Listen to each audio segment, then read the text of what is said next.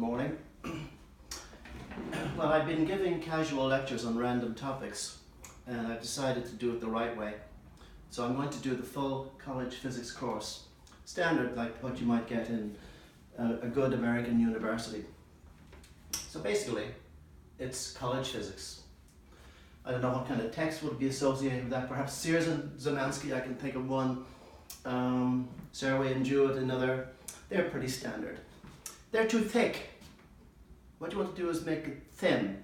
There's a lot of garbage included in all of those physics courses that you do not need, and that doesn't help your thought process, nor does it help you solve problems. The general idea is, and Einstein said this, physics should be as simple as possible, but no simpler. Physics is a bad word for it. I don't know why it got changed. It became physics, physical science maybe. It used to be called natural philosophy. I like to think myself as being a mathematical philosopher, but I rely on experimentalists to give me information. Okay, or to check results. One way or another, this is the full course. Here's what we're going to do. Actually,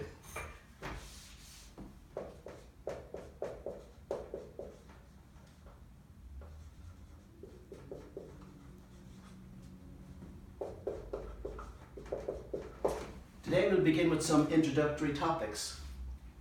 Units, conversions, scientific notation, and vectors. Scalars and vectors, very simple.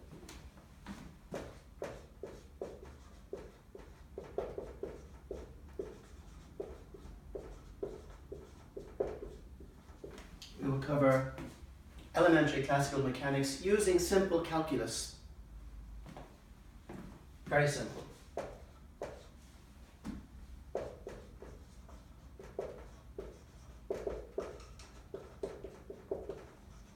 We will study periodic motion, the motion of a pendulum, waves, the motion of a spring oscillating, systems like that. Periodic motion. We will study thermodynamics.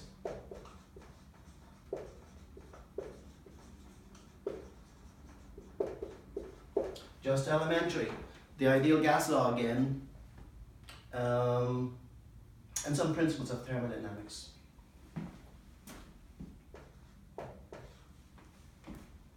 Now I'm going to leave optics until the end. After that, just to make it interesting, we're going to study some modern physics. We will study, what would we do like first? Yeah, let's just do optics.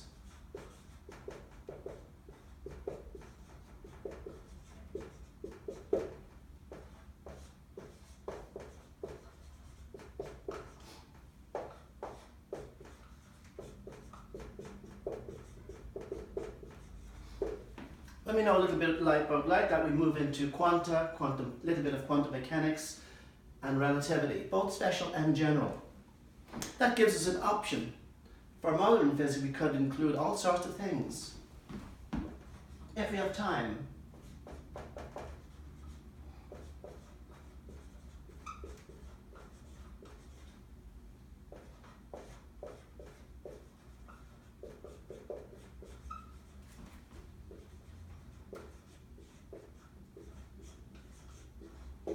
Now I made a terrible mistake.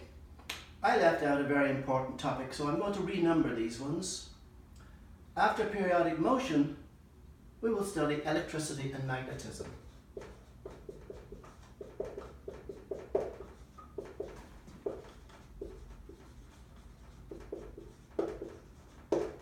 So we'll call this 3A.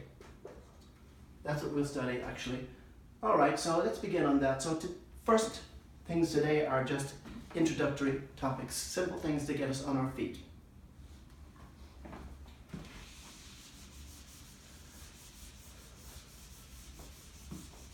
First thing will be scientific notation. Now you all, I am sure, have covered basics of scientific notation, but I found that a lot of people don't know how to handle square roots. So we'll do a square root example with scientific notation involved.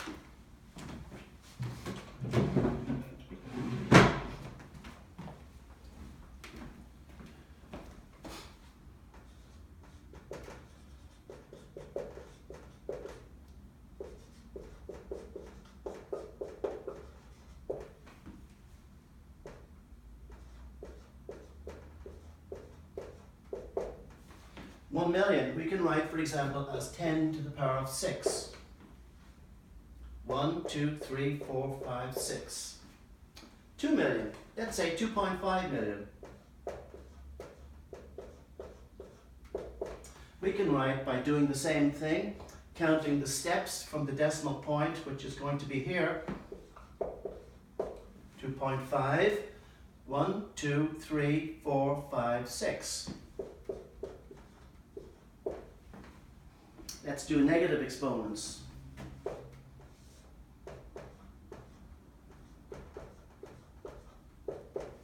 1 over 1 million, 1 millionth, is the same as 1 over 10 to the power of 6. I don't have time to go into the reasons why, but that's the same as 10 to the power of minus 6. Well, here's a reason.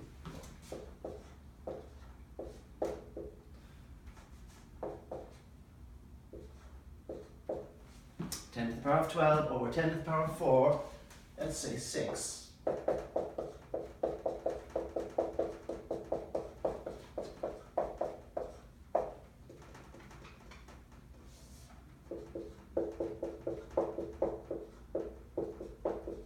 Well, that's the same as 10 to the power of 4 downstairs, 10 to the power of 6 upstairs. Now what we're doing here is we're subtracting the exponents. 10 to the power of 6 minus 4, because we take off 4 powers of 10 and we're left with 10 to the power of 2.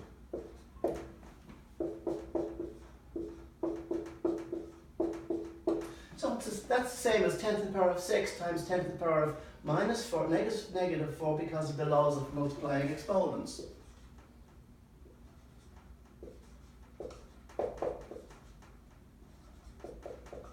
Multiplication, you add the exponents. So therefore then 10 to the power of minus 6 is the same as 1 over 10 to the power of 6.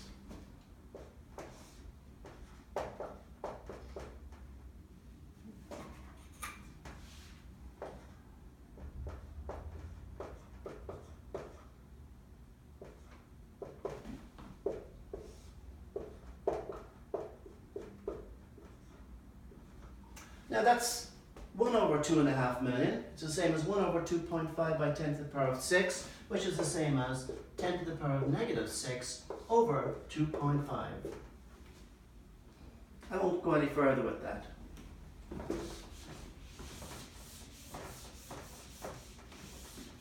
The general idea is that we're working in the base 10. What does the base mean?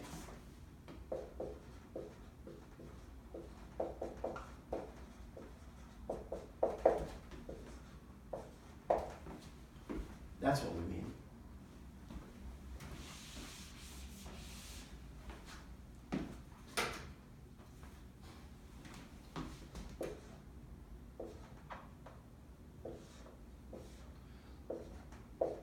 Now, if we want to go 10 to the power of 6 squared, that's the same as a power of 6 times a power of 6, or 2 powers of 6. 2 powers of 6, this is going to be 10 to the power of 12.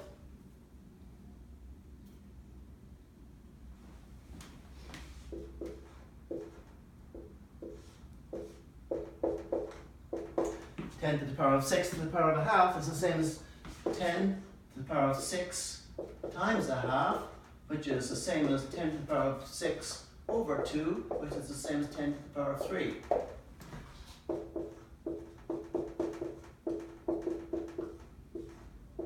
Ten to the power of 3 times 10 to the power of 3 is 10 to the power of 6, so this is the same as taking a square root. Similarly, we could have a cube root.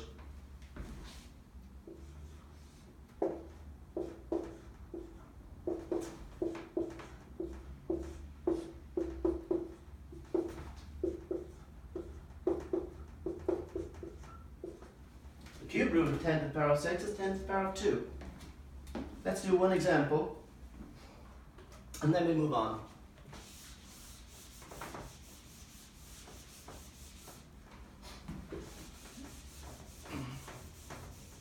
Now I'm going to keep the numbers simple so that we see the general way to solve this problem.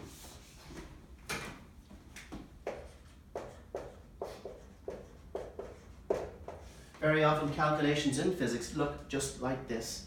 Now you have your calculator. I didn't have one right here, so I'm going to use only simple numbers so that I should have, next time I'll bring one in. Okay, so we want to evaluate a quantity. Let's see, this is what we're going to evaluate.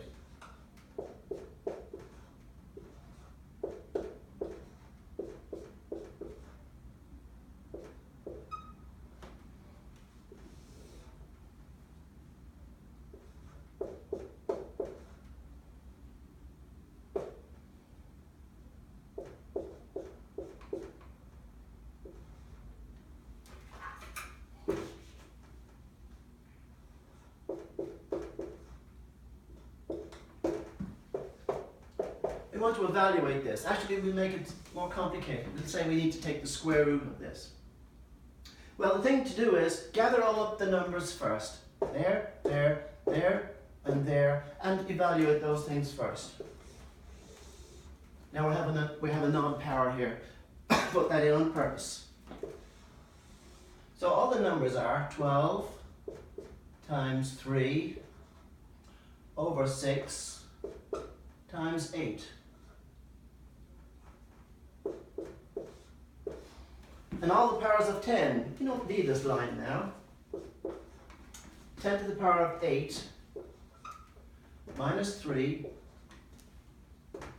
When we bring a negative sign upstairs, it will become positive. If I bring a positive sign upstairs, it becomes negative. 12 becomes negative 12. So that's how we do it. That's how you do it all the time. Don't be plugging stuff into your calculator, zap through it, and let your calculator just do this part. I kept the numbers simple.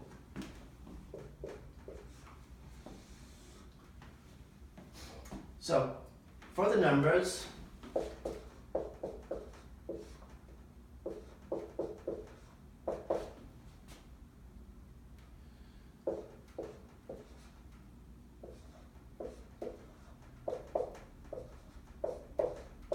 I get 3/4. 3/4 is 0.75.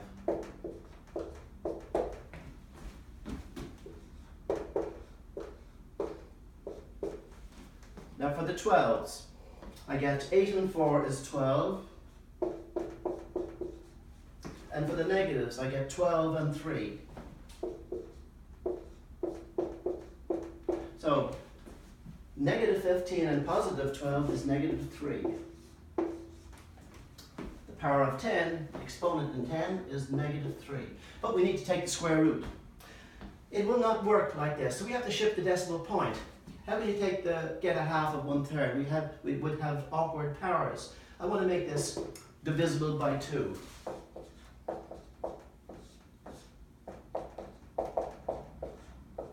So I can write something like this. This step crops up almost all the time in such calculations.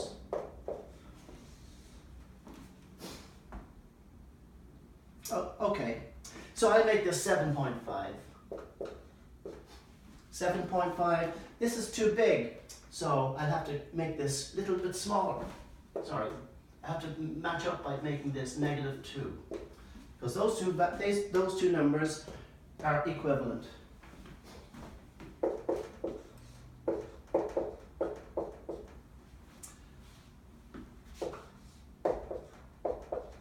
Now that's the same as the square root of this quantity times the square root of this quantity.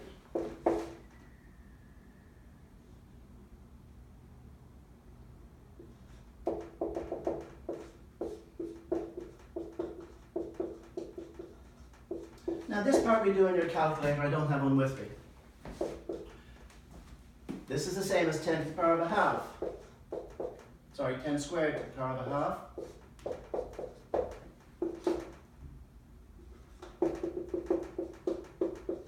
Now half of negative 2 is negative 1. And that will give me the answer.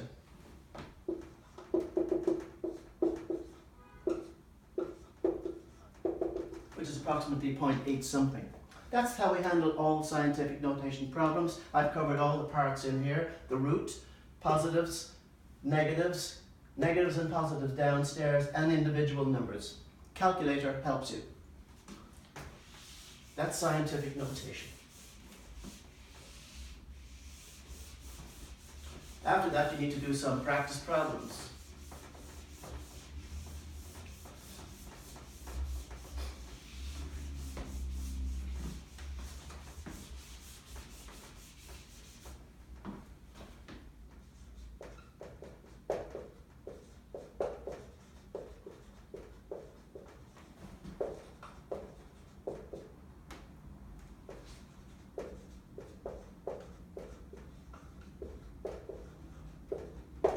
Next topic we will do is units of measurement, and I'll do that in a separate talk coming up.